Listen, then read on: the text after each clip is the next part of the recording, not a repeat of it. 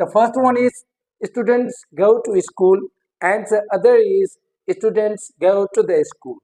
Now my question to you is that which one of these sentences is correct?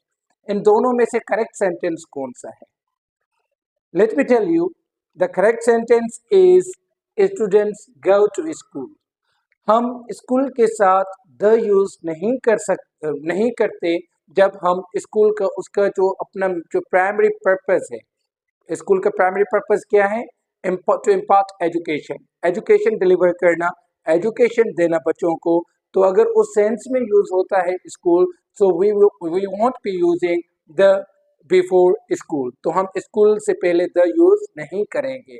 The second one is students go to the school is wrong, but it can be correct. ये correct हो सकता है when you replace the word students with any other word, जो कि for example parent,